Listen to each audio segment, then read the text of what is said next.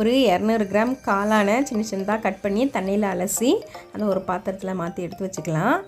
அப்புறமா முட்டைக்கோசு அதே அளவு 200 கிராம் எடுத்து அதையும் கட் பண்ணி அந்த காளானோட சேர்த்து வச்சு நம்ம இதுக்கு மேலே வத்தல் பொடியும் உப்பும் 1 ஸ்பூன் வத்தல் பொடி 1/2 ஸ்பூன் உப்பு சேர்த்து, அப்புறம் இது 5 ஸ்பூன் மைதா மாவு, 2 ஸ்பூன் கார்ன்ஃப்ளவர் எல்லாத்தையுமே சேர்த்து நம்ம மிக்ஸ் பண்ணிக்கலாம். இதில் தண்ணி விட வேண்டிய அவசியம் இருக்காது. ஆனால் கொஞ்சம் பொறுமையாக நம்ம மிக்ஸ் பண்ணணும். அப்படின்னா அந்த காளான்லேருந்தே தண்ணி வரும். நம்ம எக்ஸ்ட்ரா தண்ணி சேர்க்க வேண்டியதில்லை. ஆனால் கொஞ்சம் பொறுமையாக கிளறி எடுக்கணும். நான் தண்ணியே விடலை. இந்த மிக்ஸுக்கு தேவையான அளவுக்கு நல்லா ஈரப்பதம் வந்துடுச்சு. இப்போ ஒரு பாத்திரத்தில் எண்ணெய் ஊற்றி எண்ணெய் நல்லா காஞ்சதுமே நம்ம மிக்ஸ் பண்ணி வச்சுருக்கிற மிக்ஸை கொஞ்சம் கொஞ்சமாக சின்ன சின்னதாக நம்ம இந்த போண்டா மாதிரி போட்டு எடுத்துக்கலாம். போட்டு 2 பக்கமும் மாற்றி எடுத்து நம்ம தனியாக எடுத்தோம் அப்படின்னு சொன்னோன்னா நமக்கு காளான் பக்கோடா கிடச்சிரும்.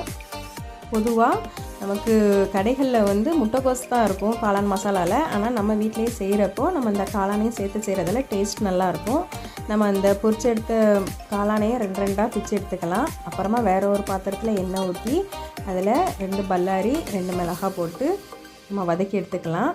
இதில் 1 ஸ்பூன் வத்தல் பொடி, 1/2 ஸ்பூன் மஞ்சள், 1 ஸ்பூன் கரம் மசாலா, 1/2 ஸ்பூன் உப்பு போட்டு நம்ம நல்லா வதக்கி எடுத்துக்கலாம். நம்ம ஏற்கனவே பொரிக்கிறதுக்கு உப்பு போட்டதால் இதில் கம்மியாக போட்டுக்கலாம். 1 spoon soya sauce, 1 spoon tomato sauce போட்டு மிக்ஸ் பண்ணிக்கலாம். டொமேட்டோ சாஸ் வேண்டாங்கிறவங்க 2 தக்காளி பழத்தை நல்லா அரைச்சி இதில் சேர்த்துக்கலாம். இதில் நம்ம பொரிச்சு எடுத்த பக்கோடாவையும் மிக்ஸ் பண்ணி எடுத்துக்கலாம். அப்புறம் ஒரு பவுலில் 2 ஸ்பூன் கார்ன்ஃப்ளவர் போட்டு 1/2 டம்ளர் தண்ணி சேர்த்து அதை நல்லா கட்டி இல்லாத அளவுக்கு மிக்ஸ் பண்ணி அந்த பக்கோடா நம்ம சேர்த்து செஞ்சு வச்சுருக்கிறதுல ஊற்றிக்கலாம். இப்போ நமக்கு அது கிரேவி பதத்துக்கு கிடச்சிரும். அதுக்கப்புறம் அந்த கரண்டியை வச்சு மசிச்சு நம்ம செஞ்சோம் அப்படின்னோன்னா ரோட்டு கடையில் கிடைக்கிற அளவுக்கு நமக்கு அந்த பதத்தில் கிடச்சிரும். பாருங்கள் இவ்வளோ அருமையாக ரெடி ஆகிட்டுருக்கு அப்படின்ட்டுன்னு. நம்ம இதை ஒரு தட்டில் மாற்றி எடுத்து கட் பண்ணி வச்சுருக்கிற வெங்காயத்தை போட்டு சர்வ் பண்ணிடலாம்.